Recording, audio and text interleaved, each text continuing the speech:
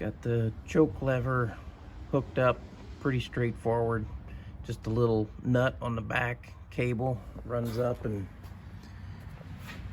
routes across here, loops over, connects into the carburetor. Looks really simple.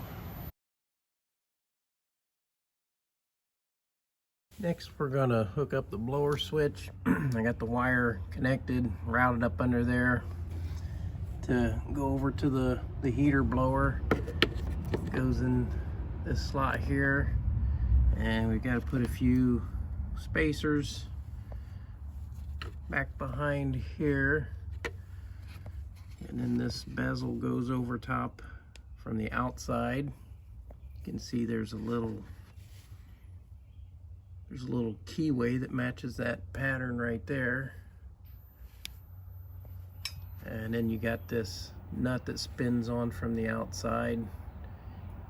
I'll be able to put a pair of needle nose pliers in these outbound holes.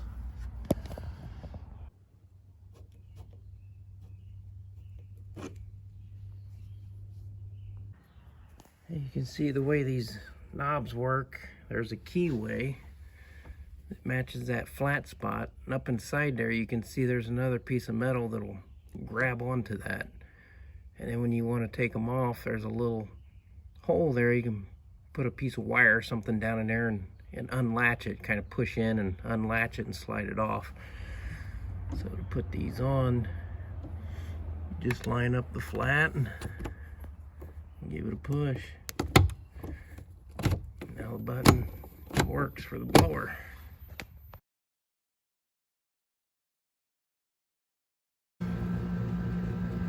Got this wiper knob. It's in pieces. I don't have any more knobs that are completely solid, but all the parts are there. It's just the chrome keeper ring has come off of there.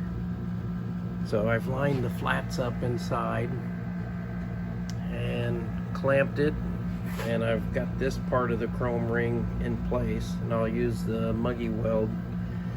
See if I can weld that and get it to hold. Okay, this is after the muggy weld.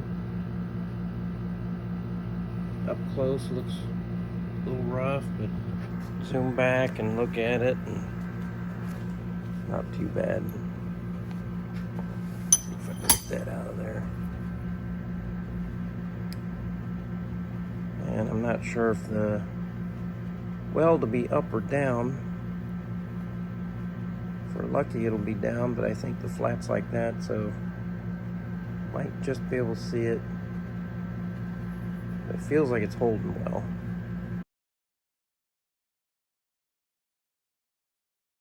And we got the wiper switch in there with the muggy weld, and works good.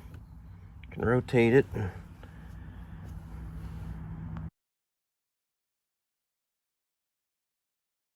Getting ready to do the same thing for the headlight switch. Got it all lined up. Do some muggy weld on this missing piece to retain that. It's getting this courtesy light.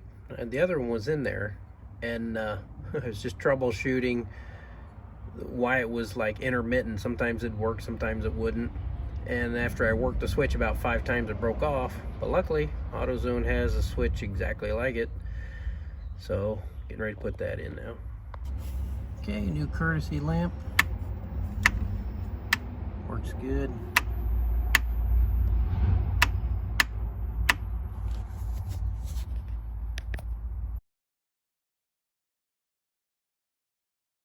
Okay, we've got a little bit of a situation here where to get the hood release latch that goes in this area, this bracket has to go on there,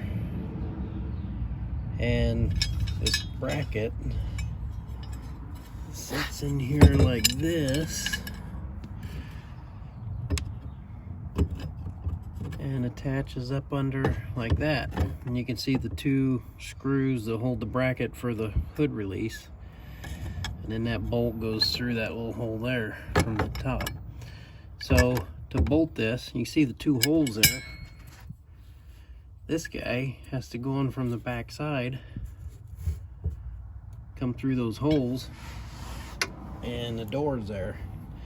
So really, before you put the door in, you need to put that bracket on.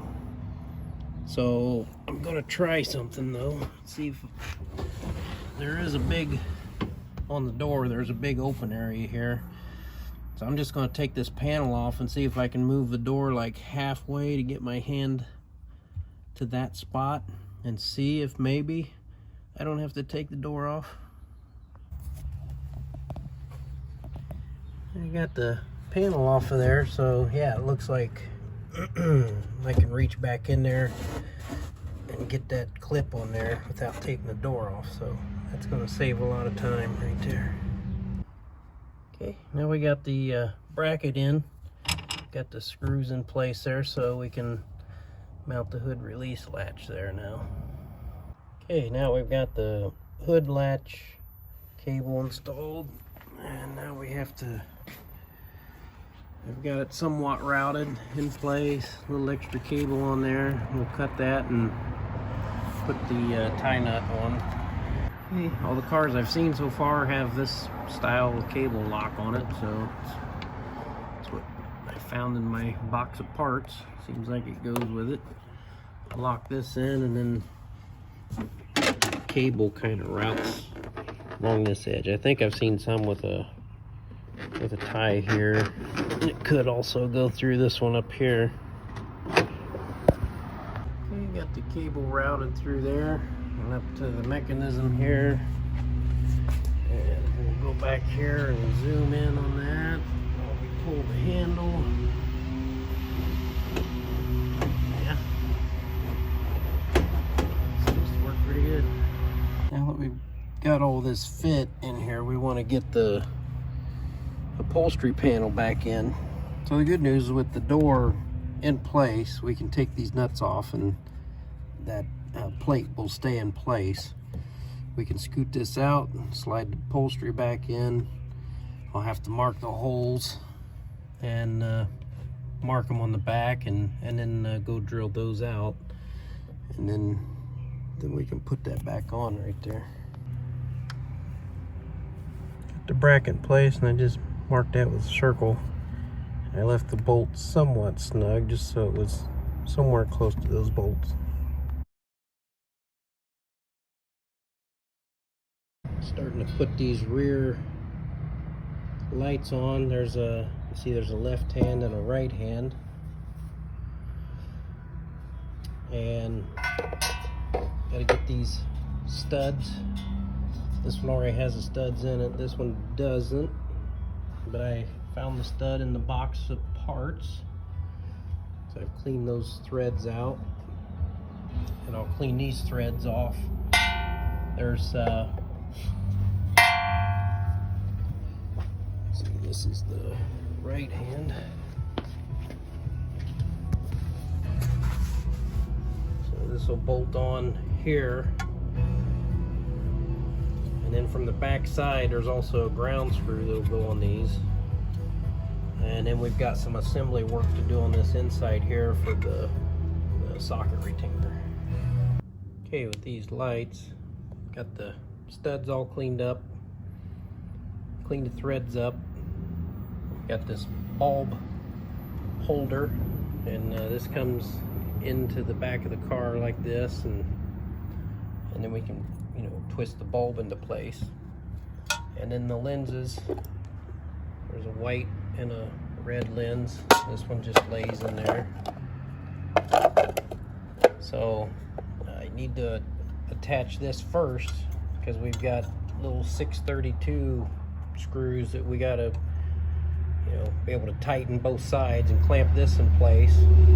And then we've got these longer screws here that will feed through these holes, and it clamps both of these. So we'll attach this first with the rubber gasket. They're keyed, so there's only one way to put these in. Same with the gasket. The gasket's keyed with it. And there's no left or right on these bulb holders. They're both the same, but there is a left and a right casting.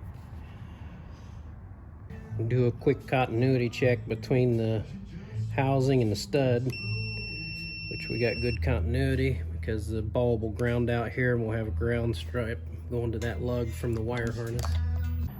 Okay, got the let's see, right hand one's finished now, and we'll put the left one together. Same thing for this one. Do a continuity check to the stud. It's good. Okay, got all the wires hooked up, got the ground cable there. This is for the rear lights, and then this is on the passenger side, and then on the driver's side there is a ground wire right there hooked to the frame. The other light's just hanging there. I got to get a bulb for that one.